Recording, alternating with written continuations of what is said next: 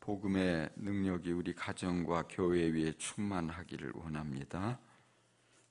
믿음에 더욱 굳건하게 하소서. 특별 새벽 기도회를 통하여 하나님의 뜻이 무엇인지 알게 하여 주시고 베풀어 주신 은혜에 감사합니다. 복음에 합당한 삶을 살게 하소서. 아멘. 기도하겠습니다. 하나님 아버지, 이 새벽에 주님을 향한 특별한 사랑을 가지고 주 앞에 귀한 것을 드린 손길들 있습니다. 주님께서 한 사람 한 사람을 기억해 주시고 그 간절한 기도에 응답하여 주옵소서. 주님께서 예비하신 크고 좋은 선물을 충만하게 부어 주옵소서. 주님, 오늘 이 새벽에도 새벽을 깨우고 은혜의 자리로 나온 주의 백성들 주님 다 기쁘게 받으시고 은혜 풍성하게 부어 주옵소서. 새로워지게 하옵소서. 복음의 능력으로 충만해지게 하여 주옵소서. 피곤치 않게 하시고 주님의 말씀을 덧입음으로써 이 한날도 더욱더 힘차게 복있게 달려가게 하옵소서. 예수 그리스도의 이름으로 기도합니다. 아멘. 할렐루야. 우리가 복음에 구멍난 복음을 기우는 여러분 되시기를 간절히 축원합니다. 복음의 능력을 덧입게 되고 회복하기를 간절히 축복합니다. 자, 오늘은 회개에 대한 것을 말씀드립니다. 우리가 첫 시간에 죄에 대한 것을 말씀을 드렸어요. 그래서 죄에 대해서 죄가 무엇이냐, 우리가 잘못 착각하고 있는 것 중에 한 가지가 바로 다른 것이 아니고 사람과의 관계 속에서 잘못한 것, 그것만을 우리는 죄로 생각을 한다고 말씀을 드렸죠. 사람 미워한 것, 또 속인 것, 또 화내고 상처 주고 잘못한 여러 가지 모든 것들. 그래서 회개하라 하면 이제 그런 부분들만 생각을 해왔는데요. 그렇게 되면은 우리가 온전한 회개가 되지 못하죠. 그래서 진정한 죄는 뭐냐? 하나님과의 관계 속에서 잘못한 것. 하나님 앞에 우리가 이제 하나님의 자리를 노리고 올라가고 하나님 밀어낸 것들, 또 하나님께서 아주 싫어하는 그 교만한 모습, 이런 것들이 가장 죄의 뿌리죠. 그래서 바로 우리가 자기가 주인된 그 죄를 우리가 무엇보다도 회개하는 것들이 굉장히 중요합니다. 또 더 나아가서 뭐냐면 우리가 자기가 주인된 그 죄를 용서받기 위해서는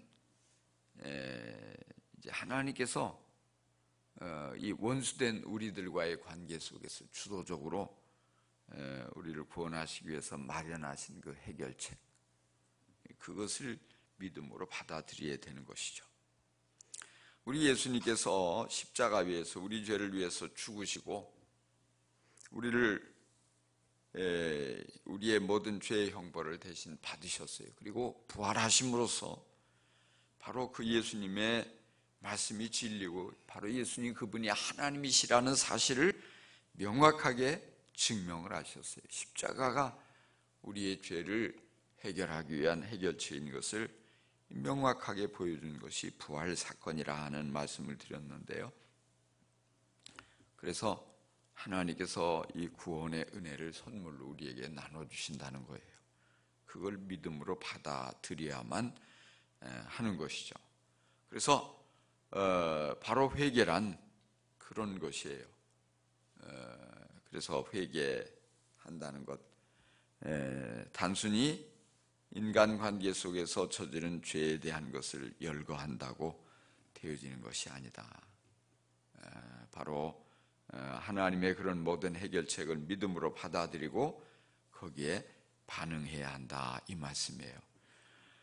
침례 요한이 사람들에게 나타나서 제일 처음에 전했던 메시지가 바로 회개하라였어요. 그리고 예수님 역시 공생의 사역을 시작하면서 제일 처음 하셨던 말씀이 회개하라. 그런 걸 보면 회개는 참으로 중요한 것임이 틀림이 없어요. 뿐만이 아니죠. 오늘 우리가 읽었던 말씀 사도행전 2장 38절 읽었는데 37절을 보면은 그렇게 시작이 돼요. 그들이 이 말을 듣고 마음에 찔려 베드로와 다른 사도들에게 물어 이르되 형제들아 우리가 어찌할꼬. 그러니까 이 베드로가 오순절날 성령의 강림하신 놀라운 사건을 보고 몰려온 수많은 사람들 앞에서 복음의 메시지를 전하는데 그 메시지의 핵심, 그 메시지를 듣고 사람들이 찔렸다는 거예요. 그래서 어찌할꼬, 우리가 어찌할꼬 마음의 찔림을 받고, 그때에 베드로가 전한 메시지가 회개하라는 거였어요. 그래서 너희가 회개하여 각각 예수 그리스도의 이름으로 침례를 받고 죄 사함을 받으라. 그리하면 성령을 선물로 받을 것이다.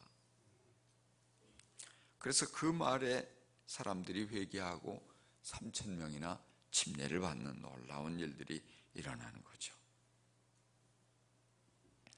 그래서 회개는 뭐냐? 회개는 한마디로 구원의 필수 조건이다.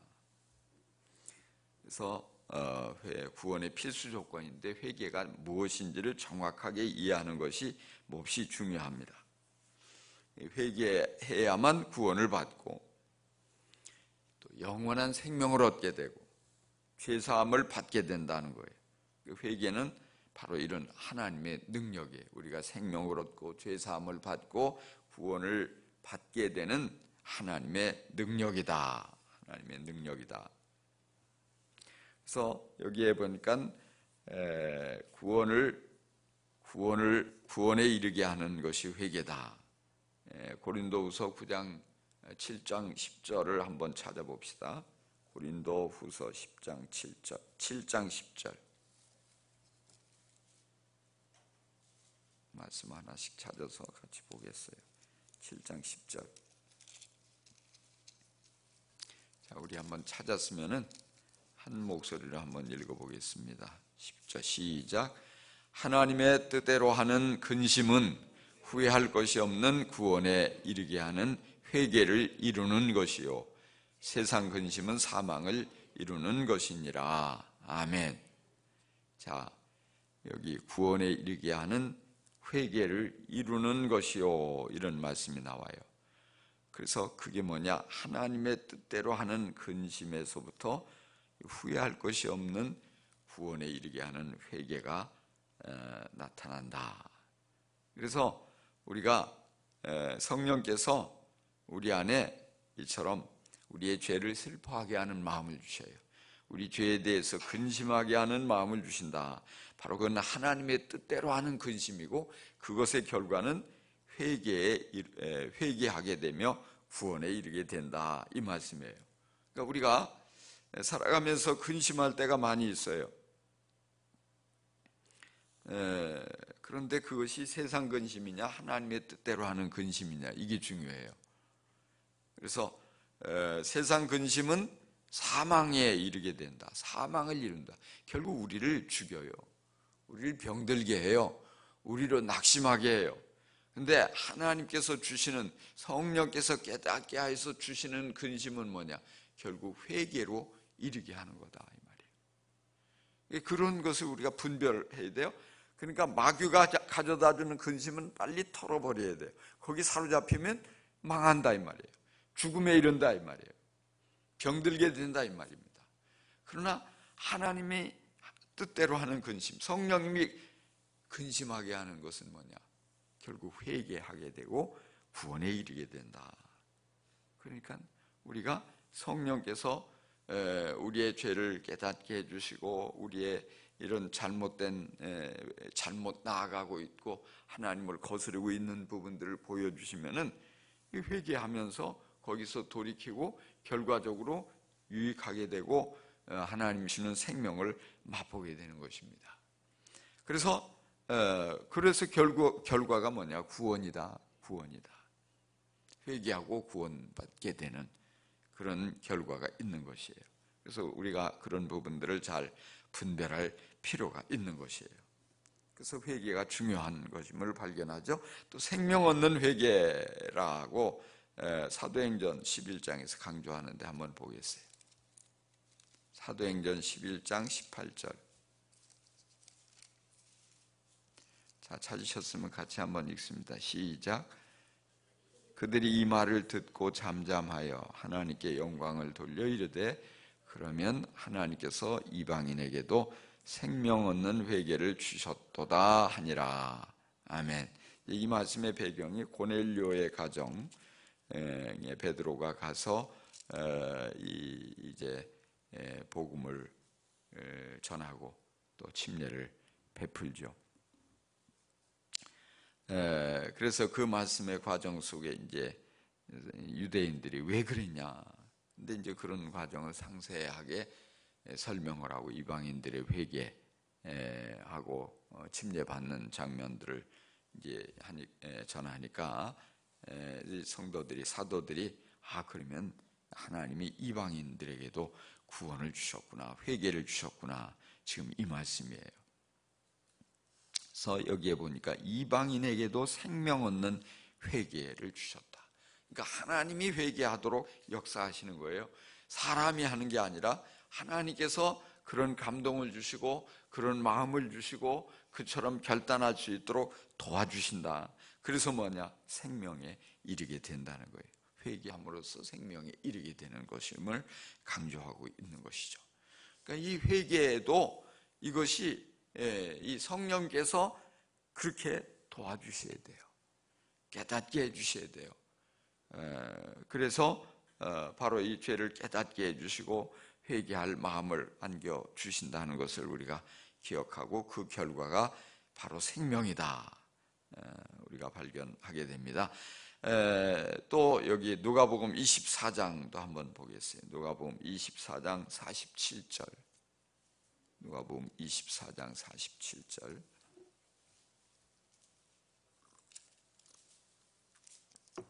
예, 우리 함께 봅니다. 시작.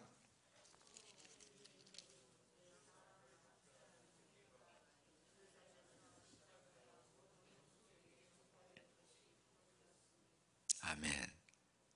그래서 여기 죄 사함을 받게 하는 회개라고 표현하고 있어요. 그것이 예루살렘으로부터 시작해서 모든 족속에게 전파될 것이다 라는 말씀이죠. 그래서 회개는 죄 사함과 또 생명 또 구원을 받게 하는 하나님의 능력이다. 하나님의 능력이다. 따라서 그러므로 어떻게 해요? 누구든지 반드시 회개해야만 한다. 회개가 필요하지 않은 사람은 아무도 없다.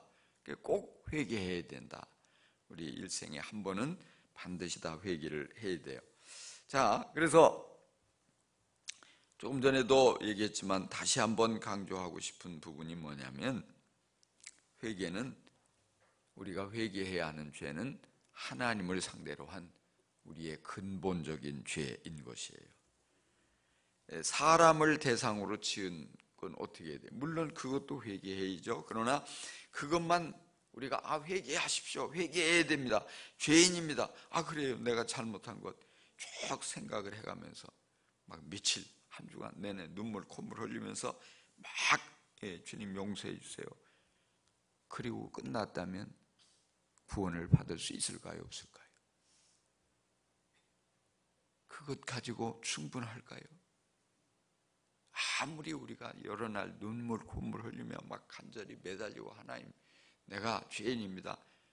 그런데 사람들과의 관계 속에서 잘못한 것만 쫙 우리가 다 주님 앞에 후회하고 열거하고 용서해 주세요. 그리고 끝난다면 그래 가지고는 구원에 이를 수가 없는 거예요. 사실 우리가 그렇게 회개하면 뭐 한 주간이 아니라 한 달 동안 회개해도 다 할 수 없어요. 끝이 없어요. 그럼 또 돌아서면 또 생각이 나죠. 또 같은 죄가 반복이 되죠. 아무리 심각하게 회개한다 할지라도 여전히 남아있고 더 많이 남아있고 또 반복하게 되고, 그래서 회개는 하긴 했지만 내 죄가 정말 다 사해졌을까? 아직도 많이 남아있는 것 같은데, 아직도 내가 하나님 앞에 형편없는데 내가 어떻게 천국에 가지? 확신이 주어지지 못한다 이 말이에요.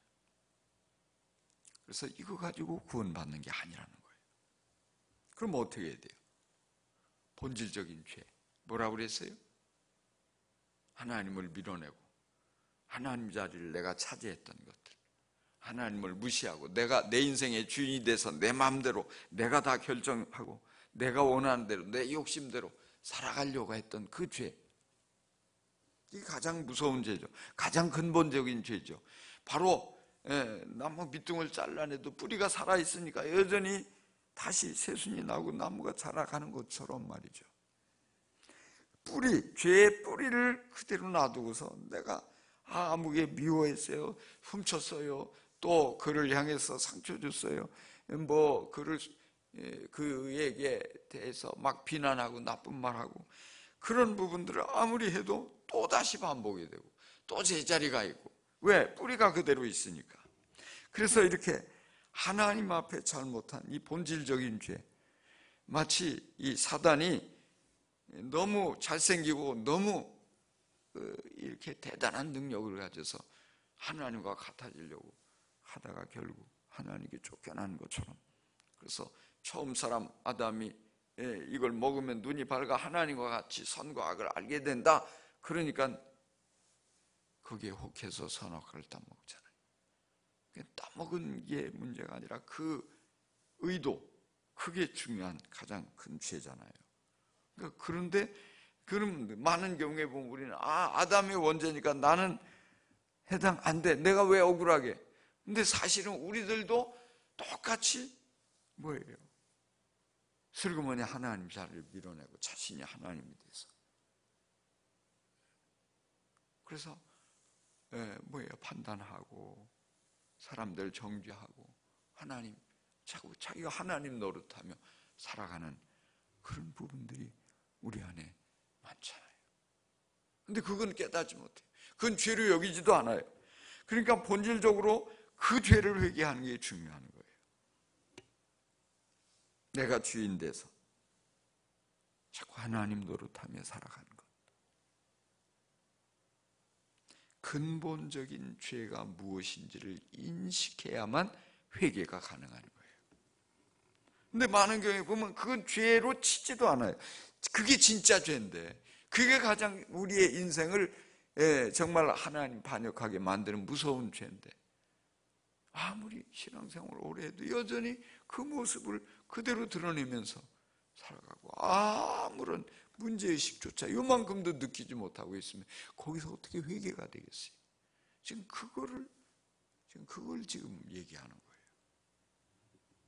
거예요. 그런 근본적인 죄에 대한 인식이 잊지 못하면 회개가 일어날 수가 없어요. 그걸 깨닫고 거기서 돌아서는 게 그게 회개의 가장 핵심인 거예요. 성경은 또한 뭐라고 하고 있는가 한번 중요한 말씀을 한번 보겠어요. 요한복음 16장을 봅시다. 요한복음 16장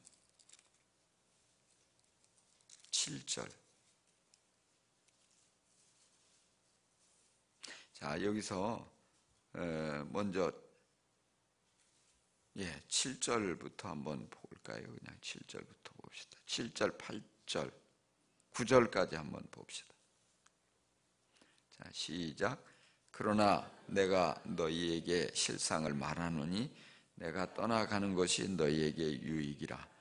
내가 떠나가지 아니하면 보혜사가 너희에게로 오시지 아니할 것이요 가면 내가 그를 너희에게로 보내리니 그가 와서 죄에 대하여 의에 대하여 심판에 대하여 세상을 책망하시리라. 죄에 대하여라 함은 그들이 나를 믿지 아니하미요. 아멘. 여기까지만 일단 봅시다. 예수님께서 제자들의 곁을 떠나가신다 말씀하시면서 떠나가야만 된다. 왜? 그래야 성령이 너희들에게 오실 것이다. 그럼 성령이 와서 뭘 하시냐? 바로 성령께서 하시는 중요한 일, 여기 보니까 죄에 대하여 의에 대하여 심판에 대하여서 책망을 하신다, 깨닫게 하신다. 그럼 죄가 뭐냐? 죄가 죄에 대하여 하면 그들이 나를 믿지 아니하며. 죄가 뭐예요? 불신앙. 예수님을 믿지 않는 게 죄다. 여러분 이해가 되세요? 예수 믿지 않는 게 죄예요? 왜 죄죠? 그러면 사람들이 그럴 거 아니에요. 저마다 종교가 다 있는데 자기 종교 믿지 않으면 다 죄인이다. 모두 그렇게 그런 차원에서 모든 걸 보고 이해하고 그렇게 생각할 수 있잖아요. 그건 너무 독선이다, 이기적이다. 왜 예수쟁이들은 유난히 그러냐? 모든 길은 다 같은데 이렇게 떠들어, 결과는 다 만나지 않냐? 이렇게 떠들어대는 사람들이 많아요. 왜 그럴 때 여러분 뭐라고 얘기를 하셔야 돼요? 예수 안 믿는 게 왜 죄예요? 여기 성령께서 지금 그걸 죄에 대하여서 의에 대하여서 심판에 대해서 깨닫게 하신다, 책망하신다. 예수 믿지 않는 게 왜 죄냐? 어떻게 우리가 설명을 해야 돼요? 자, 다시 돌아가는 거예요. 십자가의 본질이 뭐라고 그랬어요? 십자가. 우리가 죄인인데 우리 스스로의 힘으로 죄를 해결할 수가 없어요. 우리가 하나님과 원수가 되어서 우리 인생이 그야말로 이 큰 위험에 처해 있는데 어떻게 우리가 그것을 벗어날 길이 없어요. 근데 하나님께서 먼저 화해의 손을 내밀으셨어요. 그게 뭐냐? 그 예수님의 십자가예요. 예수님을 보내서 우리의 모든 죄의 형벌을 대신 담당하게 하시고 우리가 이제 죄 가운데 멸망하고 심판받지 않도록 하나님께서 친히 비싼 대가를 지불하며 우리를 구원하실 길을 열어놓으셨어요.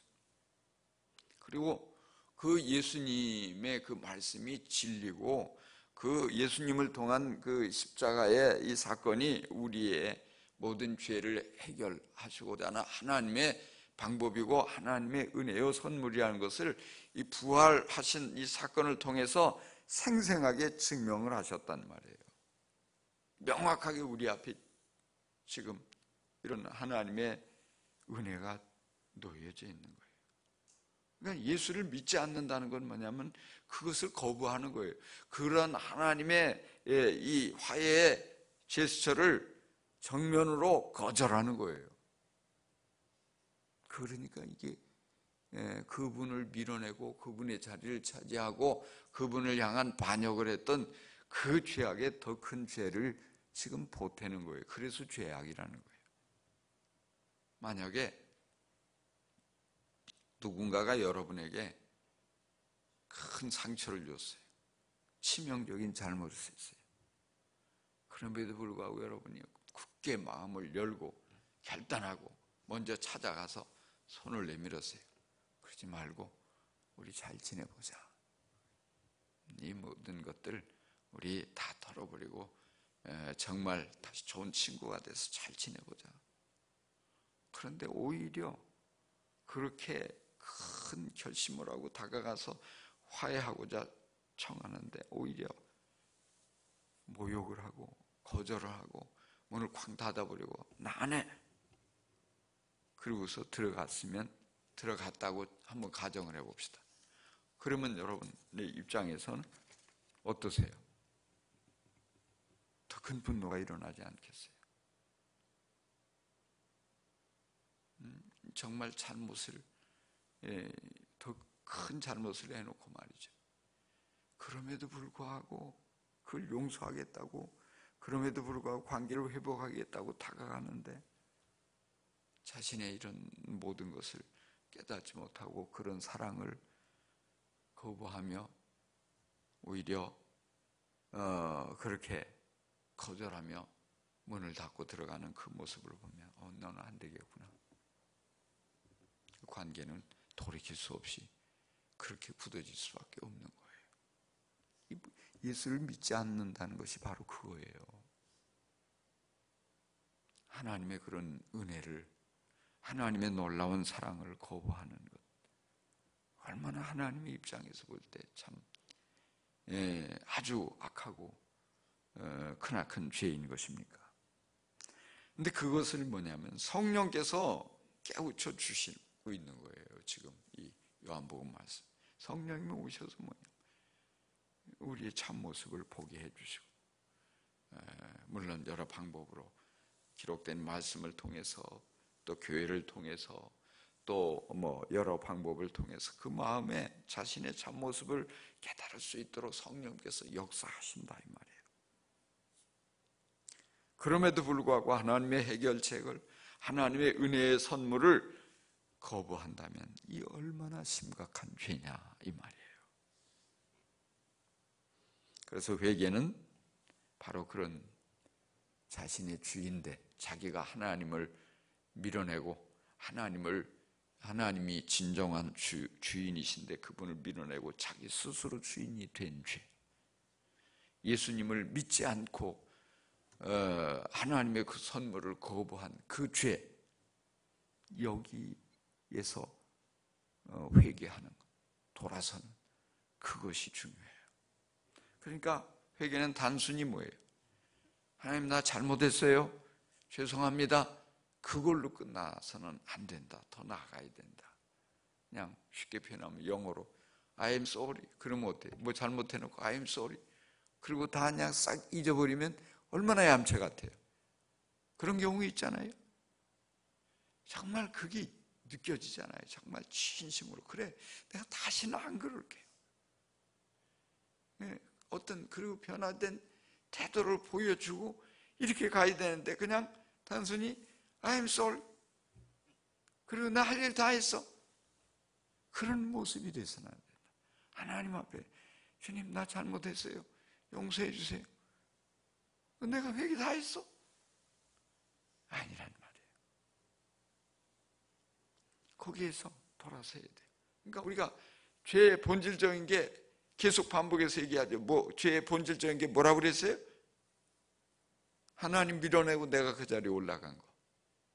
그러니까 회개한다면 뭐예요? 내려와야죠. 주님 여기 올라오세요. 나의 주인은 예수님이십니다.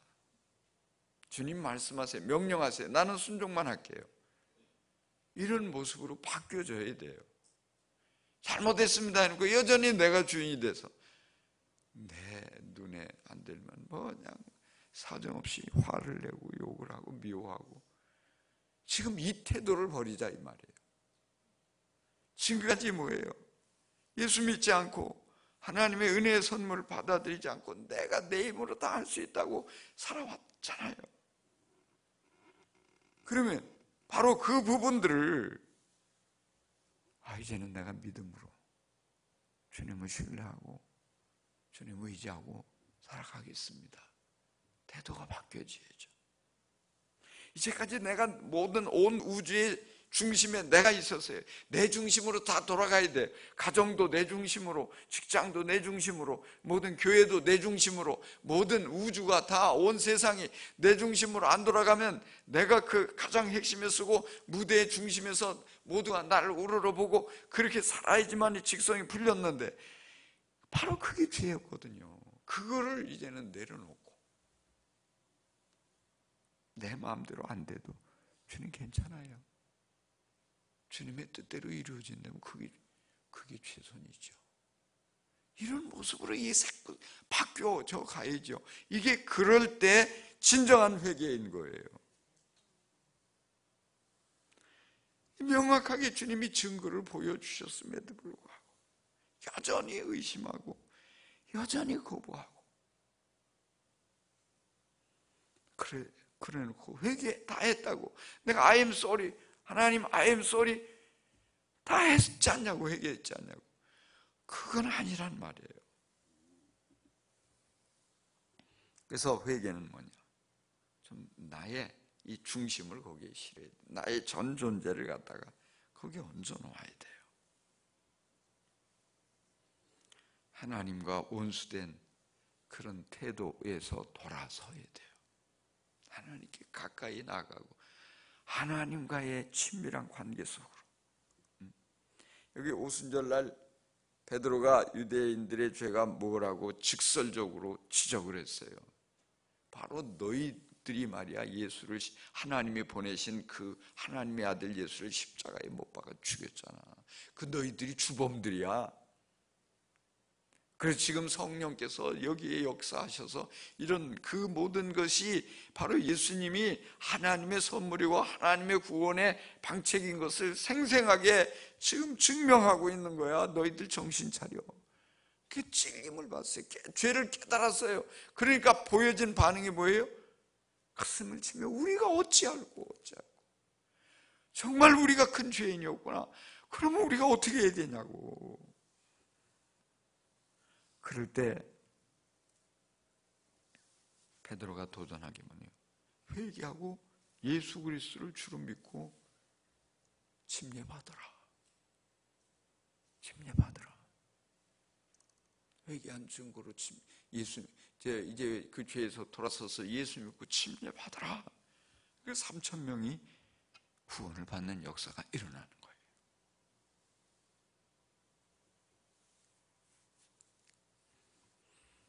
오늘도 마찬가지로 내가 정말 이렇게 지옥 갈 수밖에 없는 죄인이구나, 하나님의 원수로서 살았구나, 이런 부분을 깨닫고서 정말 깨달았다면 어떻게 해야 됩니까?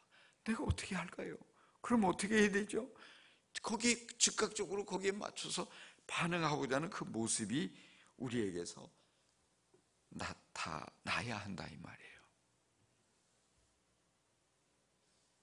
그렇지 않고서 어떻게 구원을 받을 수 있겠느냐. 그래서 그런 부분들을 우리가 돌아서는 것이 중요해요. 여러분들에게 그런 회개가 있었습니까? 진심으로 죄에서 돌아서는 회개가 있었습니까? 정말로 바로 내가 그 주범입니다. 그 루시퍼 천사만이 아니라 아담과 하와만이 아니라 나도 하나님을 밀어내고 내가 주인 되려고 했습니다. 하나님을 부정하고 내 욕심대로 내 마음대로 그렇게 살려고 했습니다. 내가 하나님이 돼서 자꾸 사람들 판단하고 누구는 틀렸고 누구는 나쁘고 누구는 못쓰겠고, 내가 하나님처럼 그랬습니다. 내 자신의 참 추악한 모습은 보지 못하고 그렇습니다. 내가 나쁩니다. 내가 틀렸습니다. 어떻게 하면 좋습니까? 나를 좀 변화시켜 주세요. 새롭게 되길 원합니다. 우리가 그와 같은 진정한 반응을 주님 앞에 드러낸 적이 있느냐 하는 사실이에요. 누구라 할지라도, 어떤 사람이라 할지라도, 아무리 열심히 있고 아무리 교회 오래 다닌 사람이라 할지라도 자기가 주인이 된 죄, 예수를 온전히 믿지 않은 죄, 하나님의 자리에 자기가 올라가서 하나님 노릇한 죄, 이 모든 죄를 진정으로 회개하지 않고는 구원받을 수가 없어요.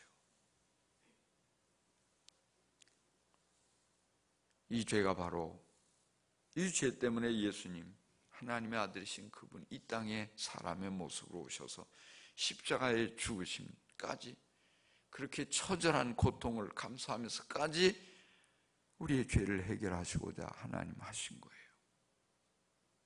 그게 보통 심각한 죄 아니면 왜 그렇게까지 하셨겠어요? 그런데 내가 그것에 대해서 별로 아파하지도 않고 내 죄에 대한 그 심각함을 깨닫지도 못하고 그것에서 돌아서고자 몸부림치지 못하고 있다면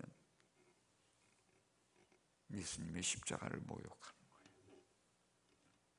하나님의 엄청난 사랑에 우리는 정말 못할 도리를 하고 있는 것이에요.